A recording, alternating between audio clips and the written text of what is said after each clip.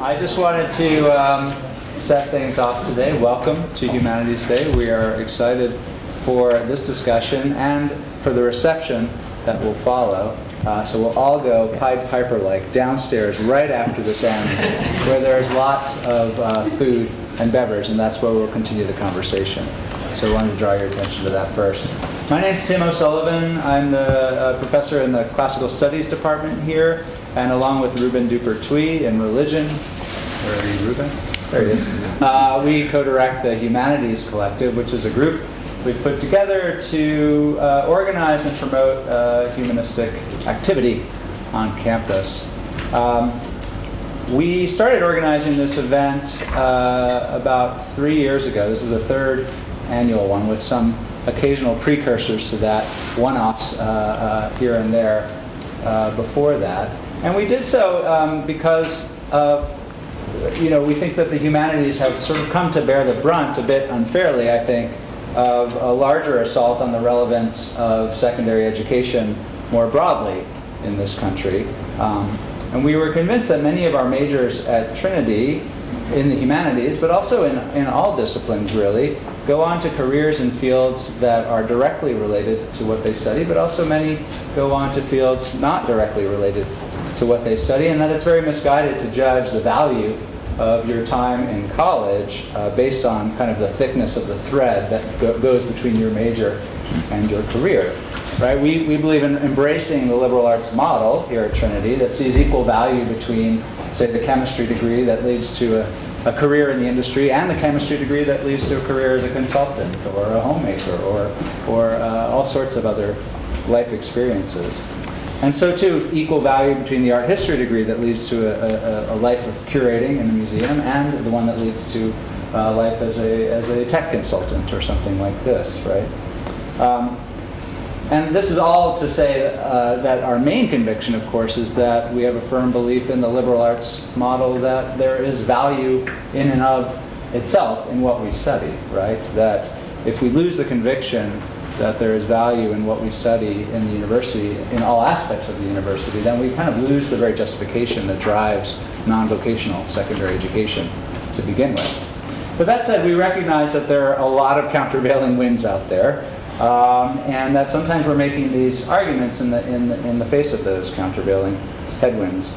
And we know that these kinds of discourses, the kinds of discourses about the humanities in particular being of somehow less value than other kinds of degrees, do influence students and the kinds of decisions they make about what they do in college, how they work at college, and that kinds of thing.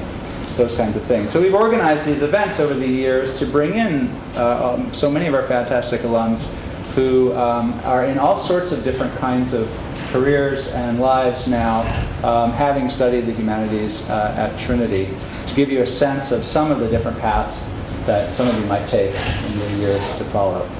So I'll leave it at that because I'm actually just introducing the folks who have done so much to organize this event. So in addition to Ruben and I, and Claudia Stokes, who's been very involved in the organization of this event as well, it's really Career Services we have to thank for this event, who've done an amazing job organizing this event for the past few years. And in particular, I want to highlight Katie Ramirez, the Director of Career Services, and especially Lady Stacy Rhymes. Boy, put on an amazing show for us this year. So I'm going to turn it over to her now, and she's going to introduce our panel. Good afternoon, everyone. Good afternoon. Well, I hope you guys are well, and we are incredibly excited to have you here today for Humanities Day 2019. As you all have seen in the advertisements, we had 4 panelists that were scheduled to be here today. Unfortunately, one of our panelists, Allison Wright, was unable to make it due to flight cancellations. Please know she was trying desperately, and the only flight that would get her into San Antonio would arrive at 9 p.m. this evening. So clearly that would not have worked out. But she did want to send her greetings and her well wishes for the panel, and any way that she can help out, then she's willing to do so. So with that, we are going to start our panel, how you found your way, finding your direction, right, with humanities. We have 3 panelists here today who have different Trinity majors and who will be able to talk to you about what you can kind of expect and maybe alleviate some of those thoughts and fears you have about your major and maybe what you want to do. I often say I don't know what I want to be when I grow up still, so this will be a helpful panel for me. So directly to my right, I have Mr. Steve Herlich. He's the VP of Development at Morningside Ministries, and when he was here at Trinity, he majored in philosophy. And to his right, we have David Michael McFarlane. He's a lead writer at Work & Co., and he traveled in from New York. He received his bachelor's in English when he was here, and then he went on to receive a master's in ethics from Union Theological Seminary. And then to his right, we have Ryan Weber, who is an operations manager at World Resources Institute. At Trinity, he received his BA in history, classics, and drama. And then he went on to receive a master's in Islamic studies from Columbia. So let us all welcome our panel.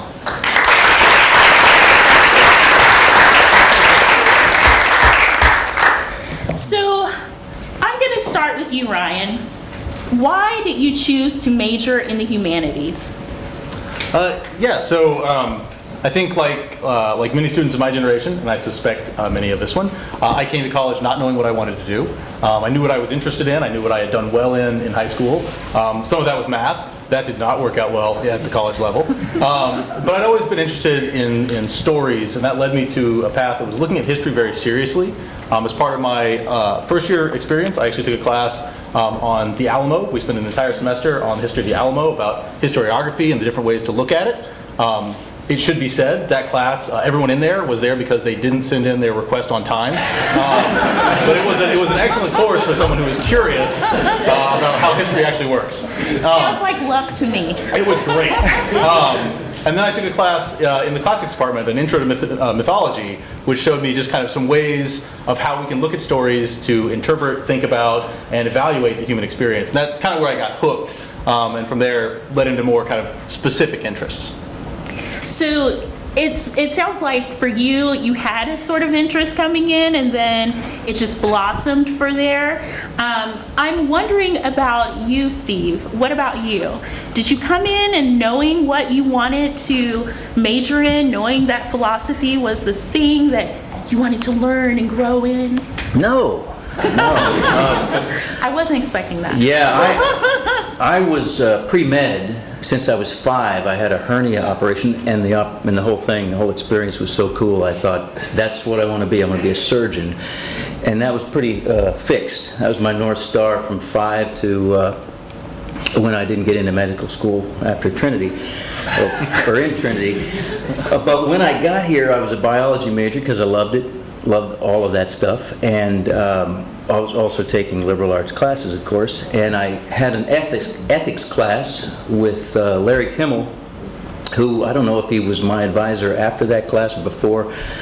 I'm old and it's a little fuzzy, but he was my advisor and a mentor, and it was so cool just thinking about and discussing big questions and big issues.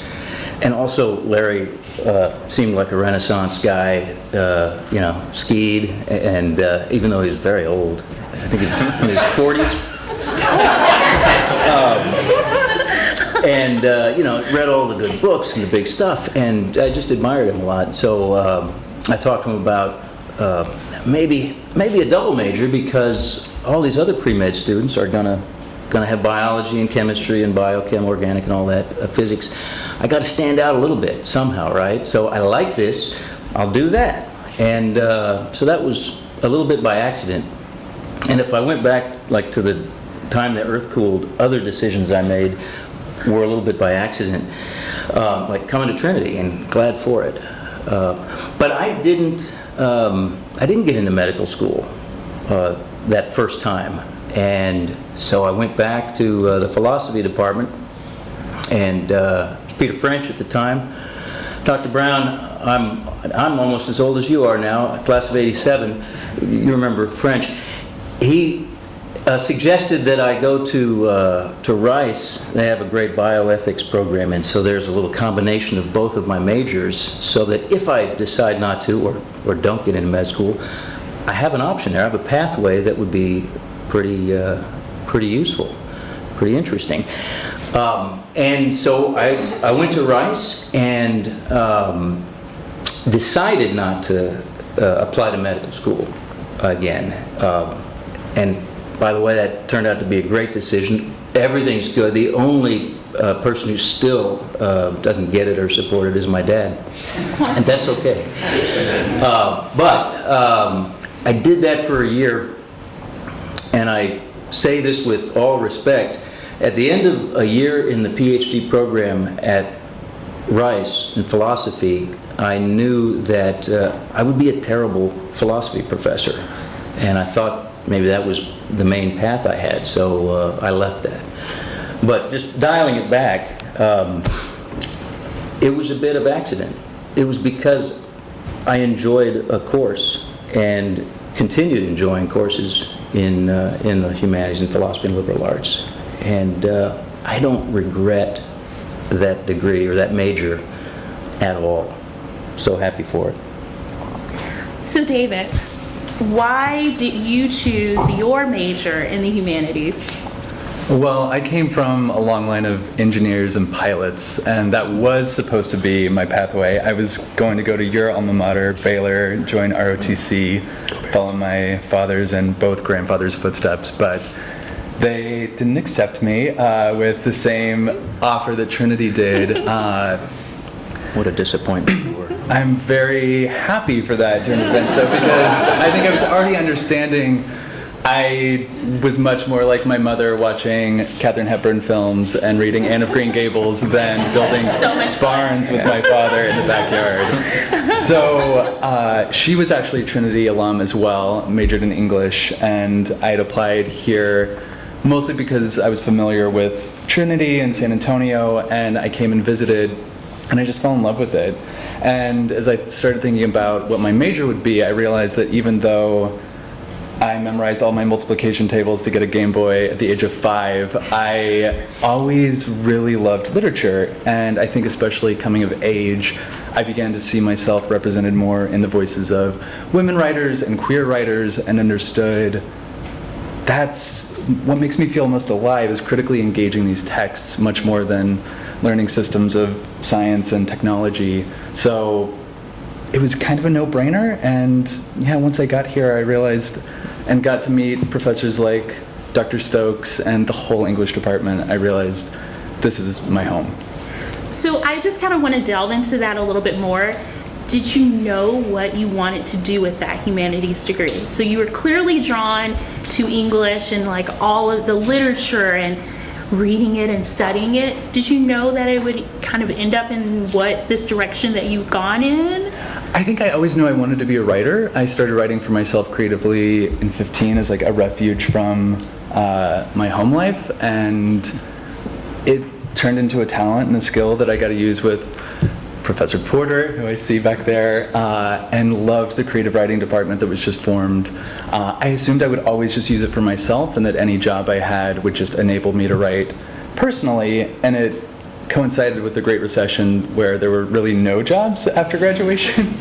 So I managed to find a gig freelance writing for a search engine optimization agency here in San Antonio, and that just opened up so many doors to marketing and the digital space that I got to continue writing for myself personally, but also writing professionally, which was such a joy and blessing. I like that you're saying that there was that little bit of chance and circumstances, you know, with it being the Great Recession and you saying like, okay, I'm going to write, and then applying for this job that you may not have thought that you would have been interested in, and how it would have worked out in your life with doing the content optimization. So I'm wondering, also for you, Ryan, at the end, did you know, was there any bit of chance there with you and your career path in terms of what you wanted to do with the humanities degree? Yeah, I mean, I debate with myself if it's a 90 or 95% chance. It's been a lot of chance. I've always had a lot of respect for individuals who can kind of chart that course. They know where they're going. We love to ask people we hire for jobs, what's your 5-year plan? I'm doing good if I've got a 1 or 2 year plan. This has just not always been something I've been really good at. I think of myself a bit more career-wise, kind of like Odysseus. You wind up in challenges, and if you overcome them, you have new skills, and you take those into your next challenge. In that way, I'm kind of windswept. I would not advertise that as the best plan, but it has led me to some really incredible experiences, and I've been fortunate enough to be successful in a lot of the things that I've wound up in. If you can chart that course on purpose, I commend you to do so. But I think the element of chance has been a major part of whatever I can call a career path. And wouldn't you say that's where the economy is going these days? Like, so many industries are disrupting that I don't know anyone who has this like set career path of the perfect major, perfect internship, perfect entry-level position, and then the plan to work there for 40 years. Like, Humanities prepares you to be nimble and adaptive, and I think industries and the companies that are going to survive recognize that, and they look for that skill set, or mindset rather than a certain skill set in their hires. It's definitely not our parents' generation of work where you just kind of keep going up the ranks. You are going to move around with different skills and gather those skills a long time. So I think that's an excellent point that you both are making. So for all three of you, did you ever receive any negative feedback about your major in the humanities? And if so, how did you respond? If people just kind of questioned, why are you getting that degree? Anybody? The short version that, again, I don't know how common this is. Yeah, I mean, a lot. You know, what are you going to do with that? Right? That's if it's not engineering or chemistry or a few other things, what are you going to do with that? Even if you're not going to be a doctor. Yeah, if you have a career in accounting, someone will ask you, what are you going to do with that? Right? It is very common. And I will say, I don't think I had a good response to it, except in a very 18 and then 19 and then 20 and then 21-year-old to say, oh, I'll figure it out, right? It's an easy question to blow off. But I think that is still present, right? There is still this question because we have a nonlinear economy, which is what we're talking about. These aren't vocational majors, but I would argue the vocational majors are nonlinear as well. So, I mean, I think we need to evolve ourselves when somebody asks you, what are you going to do with that? It's similar when somebody says, you know, what do you do, right? The default answer is you tell them about your job, but that shouldn't define who you are as a person. So, you know, leveling ourselves up a little bit. Thank you for saying that. I am a complete believer. Please say it again. When people ask you what you do. When people ask you what you do, don't just say your job. Yeah. Yes. I don't have a better answer, but come up with your own. That'll be much improved. I'm still impressed with his cool Western civilization reference to Odysseus. That really fits the group here. So, good. Not to jump past you, but here I'm talking. So keep going. And not to throw my own dad under the bus again, but your question. He's not here, and we won't tell him, okay? Promise, everybody. Happy birthday, Dad. My dad was an engineer. He only retired like 6 years ago. He's 86. But, you know, very linear. And the medical school thing, the doctor thing, was easy to understand. And yeah, philosophy ain't linear. Can I say ain't here? But I think that, you know, as I grew up and as I made some progress in the world, or maybe some success milestones, that his reaction to it, you know, warmed up a little bit. So, you know, when I stopped asking my parents for money or got married, had kids, and by the way, those didn't all happen in that order. They didn't necessarily not, but I'm just saying. And, you know, and having jobs, even though he has no idea what I do, and neither do my kids as a fundraising professional, but that's okay, you know. You know, I've gotten past that not a doctor thing. And by the way, not that there'd be anything wrong with getting therapy for that relationship issue, but it's not there. I don't need that. I love my dad. wow, where's this going? This on camera? Please. Well, he doesn't do social media, so if you post this, whatever. But people who have technical degrees, friends of mine and so forth, yeah, they all thought it was a little squishy, right? But again, what it has done in terms of shaping who I am, how I think, and how I, interact with the world, I feel really feel good about that, and really blessed to have been here at that time and had that opportunity. So more power to you all. So all of you guys have gone on and gotten advanced degrees. You've gone to graduate school. I know that that's a question that many people will have, like, should I, when will I, how will I make that decision? I want to start with you, David. Can you talk a little bit about how you knew, and then because it wasn't necessarily English that you received your degree in, how that played into what you're doing now and all of those bits and pieces? Yeah, I'll go back really quickly and give my part of the answer of the last question, because I feel like that was formative. I remember when I declared my English major, it felt like the first time I asserted myself and asserted my convictions and like what I wanted to do and who I wanted to be, which was very different from my parents. And that was this really important moment of beginning to understand myself. And that continued throughout my young adulthood. My grad school experience was not the grad school experience I expected. I was planning to take a couple years off and then go get my MFA in fiction writing. I applied once to one school, didn't get in, and I still think about applying again at some point, but and it sounds so dated now, but I was a blogger personally, and writing about faith and sexuality because those things really interested me and felt very important to me, and I felt like I needed some validation of my convictions. And so I looked at the seminaries and divinity schools that I thought had the same rigorous education as Trinity and applied to 4 of them.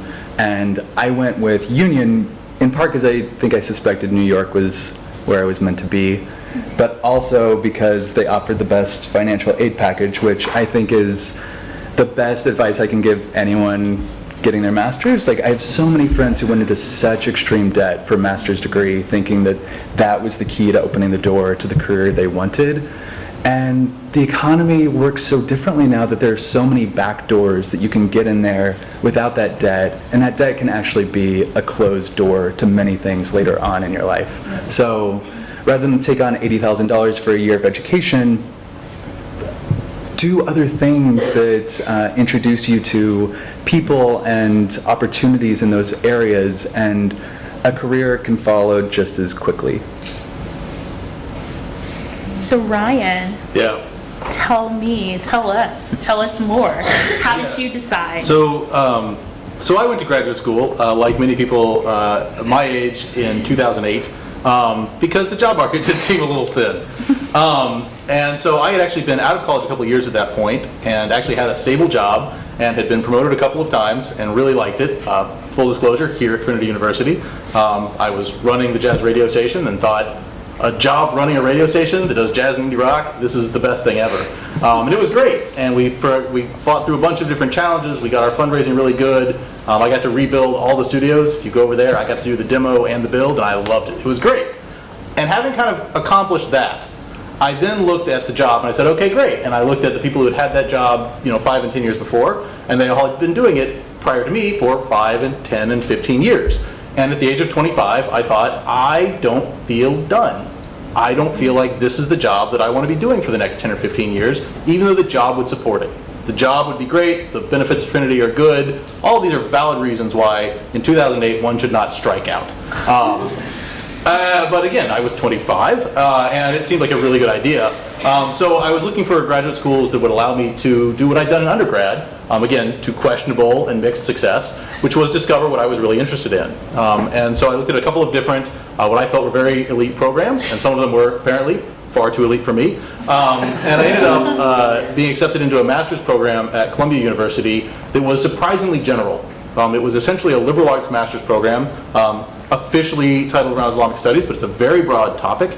And I was able, while I was there, to have just a wonderful educational experience where I was able to split my load between classes around post-colonial theory, which is all about how we move out of the 17th and 18th century, what the legacies of that are, what the structures of power are, things like this. And the other half of my time was working in what's called SIPA, which is the School of International and Political Affairs. It is a international development university segment of Columbia. So it's all about how we go in and bring our Western knowledge and help other countries. And the juxtaposition of that was just eye-opening for me. And it was really wonderful, and it helped me think critically about how the world works today. It helped me think about where I am in it and what I was interested in doing.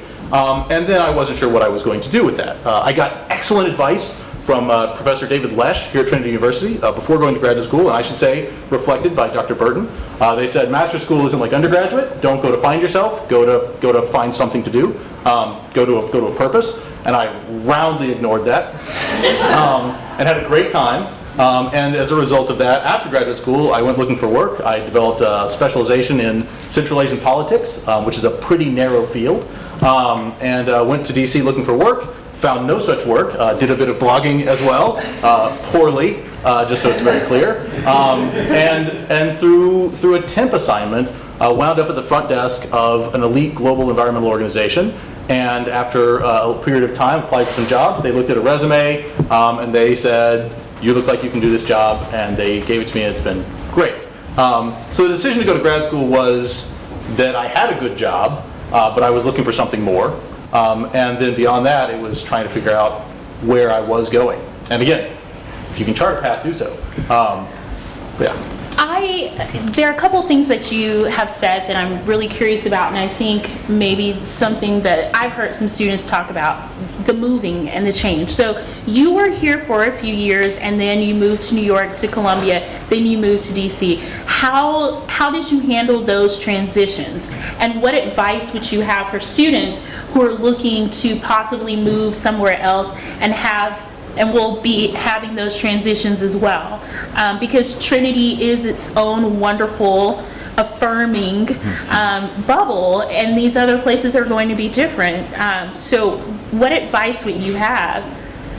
Yeah, I mean, I'd be curious for others on it as well. I mean, I would say that the first is that, again, the modern workforce tends to be pretty highly mobile. You have a lot of professionals who do move around. Not everyone does, and there's a certain bifurcation of society, those who wind up moving for work and those who end up don't. Family's a big part of that as well. I certainly wouldn't have made the moves that I made at the age that I made them if I had family and things like that in specific locations. I'm kind of spread out. It made it a little bit easier. But yeah, I mean, I think when you're looking for opportunity, you've got to look pretty broadly. Especially, we always have this duality. On the one hand, the modern workforce, we have to be very nimble. You have to be able to pick up different skills and work in different areas. Fields and industries that you wouldn't have thought really needed your skills do, but then how do you figure out what those are and how do you match them? But then once you figure that out, looking for the right company or the right industry that you want to work in is going to require some hunting. And so I do think that on the whole, people tend to get pretty mobile these days. We bring in people from all over the country for work, and I'm sure Trinity certainly does as well. I want to pull from this. So moving to a place where you're going to school is a bit different from moving to a place where you're going and you're just looking for a job. How were those experiences different for you in terms of being able to acclimate yourself with the communities that you were entering into? Because of course when you're in school, you kind of automatically get that group of people. But when you moved to DC, that was a bit different.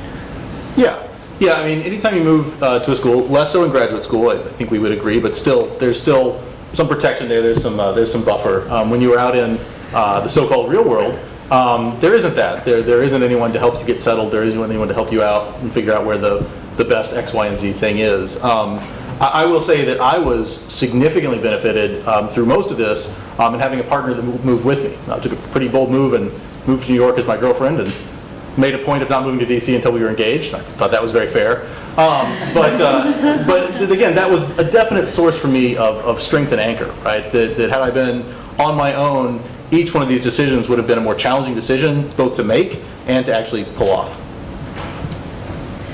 I'm curious, David, can you tell us about your experiences too with the move and acclimation and so forth? Yeah, I think moving, especially out of the place where you become yourself, which is usually college, is incredibly difficult. I moved to Portland, Oregon shortly after Trinity, and then from there to New York, and both of those were very difficult experiences, but also so formative. And like the white male representatives of this panel excluded, San Antonio is a beautifully diverse city, and Houston, I believe, is our most diverse per capita in America, which is great. I love Texas, born and raised here, but you'll get a larger diversity of experiences and thoughts and cultures as you go to other places in the country, but also the world. And I think that can only benefit you as a person. And I think you learn in humanities that's kind of our responsibility in life, is to know ourselves and to have empathy for others. And I highly recommend it, as difficult as it would be. And in terms of your second question, I moved to both places with some stable work, first as a freelancer to Oregon, and then I kept my agency job and worked remotely when I moved to New York. I think I would have died had I not done that, because it takes a long time to build up networks and experiences and connections in new places, especially places as intimidating as Manhattan. So, like, being able to feed myself and house myself alleviated a lot of the pain and terror, but it was still there and it could still be really lonely. If I had had a job to move to, that would have been even better, because that's an immediate community to enter into, but that's what I would say. Well, I'm keeping track of time. I do have a couple of other questions that I want to ask, so I'm just going to ask each question to one of you. So first with you, Steve. How has networking and connections played out over the course of your career path and success? Well, I would say that it's a lot more important than the, philosophy major shouldn't be at a loss for words. But networking and connections are how we get to the next thing. Who opens the newspaper? What's that? I'll give you a picture of it later. And sees one ad, right? And then applies that way. You get where you're going because of people, not so much but people who know you. Or maybe the LinkedIn thing. God, that's old too. I'm trying to sound hip. It still works. It still works. Yeah. Yes, we recommend Okay. it to students. Thank you. But I guess what isn't in your question, but what I think of is the important thing about network and connections is the willingness to put yourself out there. We were talking about this earlier. To be curious about who and what and why and where and how to find opportunities and problem solve. And know that you can't do it by yourself.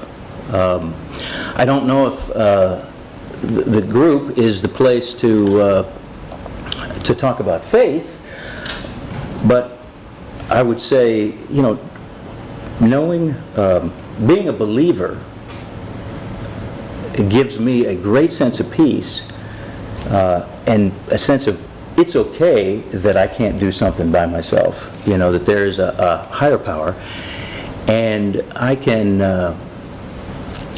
lean on that when I'm in a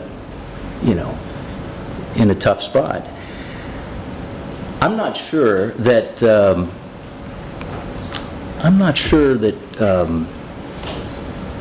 I can even remember back to when I was at Trinity or left Trinity about how I was working through people, but I certainly do that now. I mean, in my career, last 30 years or so, and it's all about connections and relationships.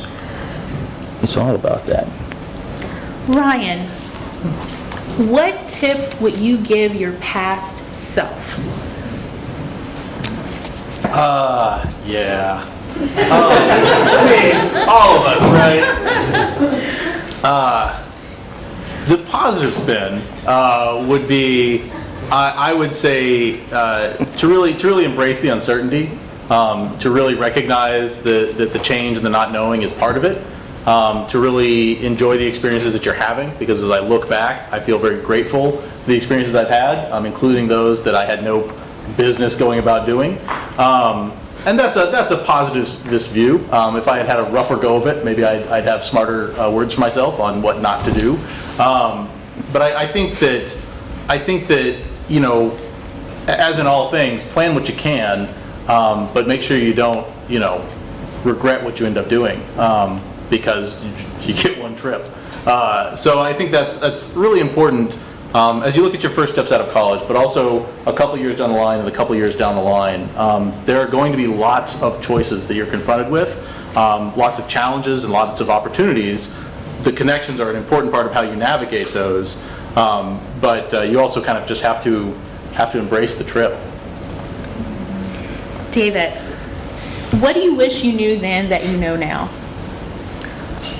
I think something very similar to what Ryan said, like wherever you are is where you're supposed to be. I overcame like probably my worst bout of depression as an adult when I just decided to stop having anxiety about what I was doing and start measuring my success in who I was and who I was becoming.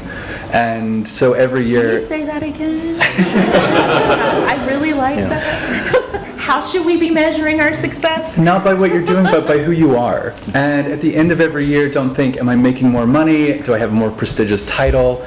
Am I in a better industry? But do I know myself better? Am I kinder to people? Am I better at promoting justice in this world?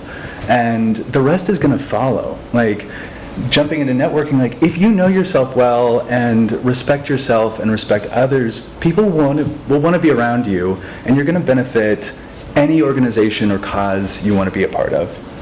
So that's what I would say. Well, I want to open this to your questions. I have clearly had a ton. If you have questions for the panelists, let's come on and let's ask them in the next few minutes.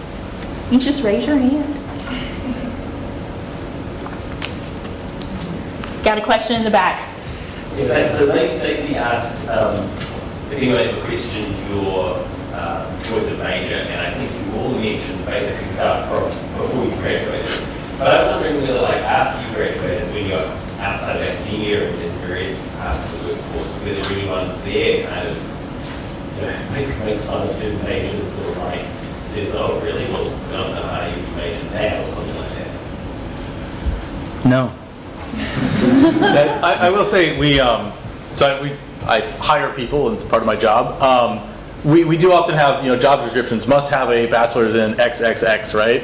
And, you know, majority of the time we don't do that, right? There is still this kind of legacy culture of certain majors mean certain things, but in reality that's not where we are. And I would say that's mitigated by having, you know, a classics major that's hired people at an environmental think tank, right? So I do think that, I think we all said we haven't really seen that after the fact, because again, once you're out in the world and you're doing things, the question of the validity and the direction of your bachelor becomes a moot point. You're showing what you're going to do with that.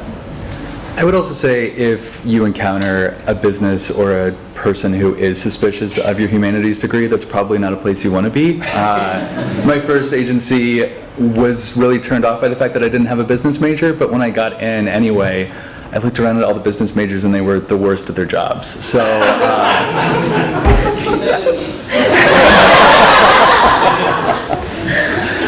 respect people who respect English and the humanities and follow them.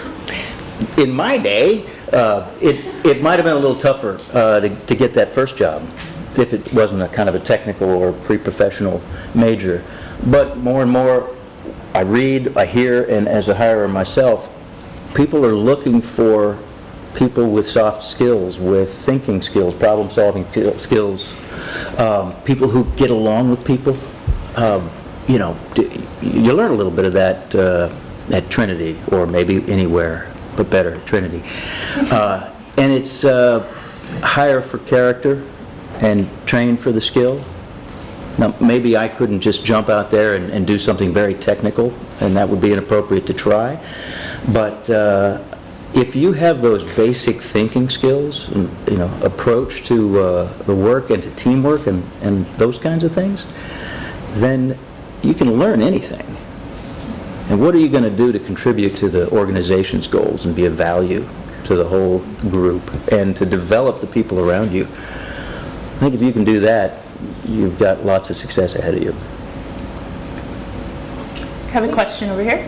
Going back to the networking and the connecting, so knowing that there's a lot of current students in here and someone who works with high school and college students, could you guys talk very practically about ways that people have either reached out to you to network or connect, whether they were recent grads or current college students, or ways that you would be open to or wish that they would, just so that these students can walk away with really practical skills of like, I can just email somebody or I can just contact them on LinkedIn? I think networking is like dating. Both aloofness and desperation are very unattractive qualities. I was going to ask you to elaborate on that. There's no right connection. Like, I have gotten jobs through terrible ex-boyfriends. I've gotten jobs through sliding into the DMs of people on LinkedIn. Like, these things just happen. So going in with an open mind, like getting to know people as people and not as just a means to an end of a job, I think is hugely beneficial. But don't be afraid to put yourself out there, like you were saying. People want to see that. Like, confidence is attractive, but at the same time, be open to the fact that you're not going to be good for every job and not every job is going to be good for you. But the worst thing that can happen is you meet someone and get to know them. And that's only good for both of you. I build on that a little bit. I had the experience, I had the opportunity to be unemployed for 10 straight months when we moved to DC, which I don't recommend. But while doing that, I went to a couple networking events, and it was just such a distillation of despair. It was a bar that was packed to the gills with people holding resumes, and it turns out there was only one recruiter in the whole place. Right? So we kept going up to other people who looked professional and talking ourselves up, and then they'd hand us their resume. Right? So I mean, I think that so one of the things is, right, don't go to places just for people looking for work. Right? Again, to build on the dating analogy, right? Go out and pick apples or whatever. Like, do things, get to know people, build your network of friends you have now and of friends you will meet elsewhere, right? Get to know people in an earnest way, and that's how you build your networks. Trying to go out and kind of hunt for just the right connection for the job you're looking for is going to be really tough. And again, you probably don't know the job you're looking for. You're probably trying to figure out what you're looking for. I want to add to that in putting yourself out there, be of service. Do something for somebody else. Give a little something without expecting it in return, and that may open you up to what you do need in return. I will take a moment to talk up my wife, who's the best connector I've ever met, and she very rarely connects for herself. She very much collects who needs things and who has things, and it's a skill set that I have never had. But I watch on a regular basis as she takes these two pools and connect people that won't draw any benefit to her. But it's those connectors that you're looking for and being, if you can be those people. Because not only are you helping yourself and advancing yourself, you're helping your entire network. And that's really, I mean, God bless the connectors out there. I'm not particularly good at it. But if you can be that, or if you can find that, those are the people who help build us up as a society and advance us all. Brian just made a metaphor, was that an analogy? I've been out of school a long time. That I think, Mike, you might agree, that's a great description of what a professional fundraiser does. Someone who collects people who have things and people who needs things and bring them together. Yeah. Well, Mike pretty cool. actually has a question. It's a risky question, but I wonder, did your Trinity network of alumni help you at any point in your journeys? Yeah. Yeah, sure. Do you want to elaborate? Thank you. And he's not the only one. Did I ever help you? I don't know. There was one of those connection points right there. We have another question also in the back. I was going to ask you if any groups or organizations that you belong to that were not professional, but a church organization, community, faith community, or an activist community, or an arts group. In other words, something not necessarily connected to the utilitarian function of finding a job, served as connectors, as ways of meeting people. So you weren't actually actively looking for a job, you were connecting with people about some values you had. I just was wondering if that was any of your experience. I wasn't a joiner to speak of at Trinity. I think I'm a little reformed over the years in doing that. But I'm not sure how to answer that question in a meaningful way for the group. I have a comment. I'll go a ... over here, or Lady Stacy. I would join in that those are all entirely what we're talking about in terms of having good networks. But I would have to say my personal experience, and a bit to Mike's point as well, part of the reason that I've drifted the way I have is that I haven't done a particularly good job of activating networks. There have been people that I should have reached out to that I didn't. So again, if you're interested in a more challenging path, that's one way to go.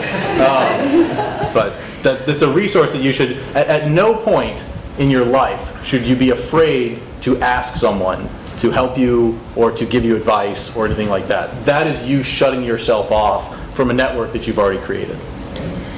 To answer your question, I can actually say yes. One of the jobs, for those of you who don't know me, I did live in DC for 15 years, and one of the jobs that I had in DC, I got through a connection from my parish.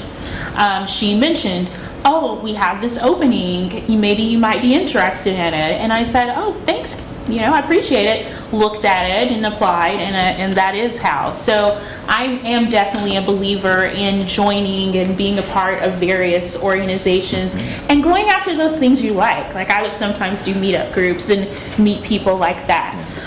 We had a question over here. Yeah, actually, it's not a question. I wanted to sort of share a little my own history with this and also address Mike's question. When I was in college, I also graduated in '87, and the career folks were telling me network, and they gave me this big list of all these alumni. You can just call these people up. I was terrified.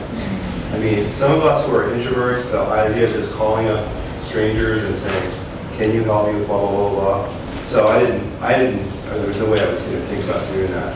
So I do think that networking is something that just evolves over time. If it's something that you don't feel like you're really good at or it really scares you, you already have a network.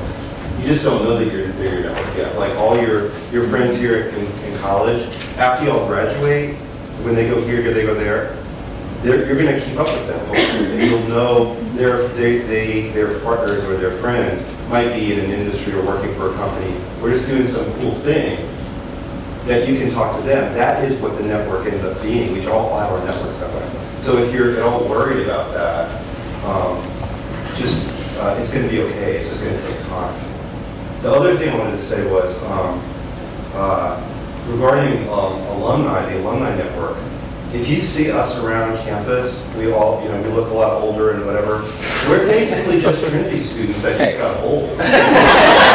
Really, I'll speak for myself, and I'm not the only one here in Please, but I wish I was you. I wish I was still here.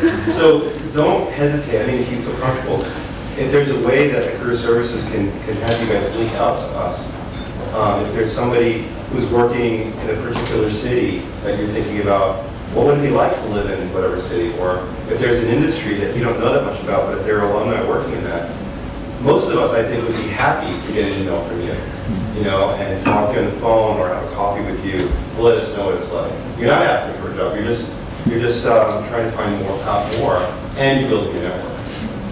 We have another question, our last one. I would argue that one of the benefits and curses of having a humanities degree is that you can't do anything. How did you decide on what first job to kind of land on and set yourself? Well, that's a humdinger. That's another situation for me where it was an accident. You may remember I was going to med school until I wasn't, and then I was in graduate school of philosophy until I wasn't, and then I was bartending and some other things, and then I fell into fundraising and loved it since. But it wasn't a grand strategy. I think my philosophy major and my whole Trinity experience helped prepare me for some success in that. And I'm grateful for it. But there's a lot of other factors at play too.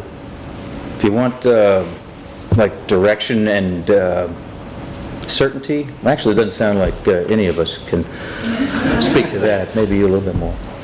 I was just going to say, and I feel like most people in their early 20s graduate, you want to find some job that you love to do, and you want something that you live to work for. And at some point you realize, like, I need to just work to live for a while as I'm figuring that out, and maybe forever. Like, there was a time when I was first in Portland, my first official job there, I was working for this horrible baby store and just like selling expensive strollers to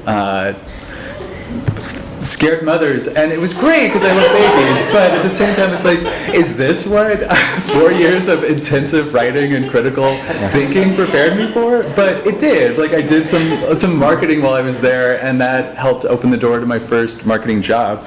So there's no right first job. You can do barista work, you can be a bartender.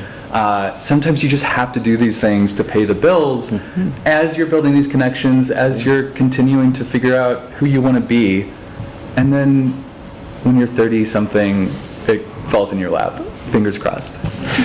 He's lying about that. But, Yeah, I mean, your first job's really important unless it isn't, right? I mean, if it ends up setting you on the path that is the rest of your career, you'll look back and say, oh, that was it, that was the moment. I think what's now is much more common is that there's a lot of redirections. We all kind of zigzag through our careers.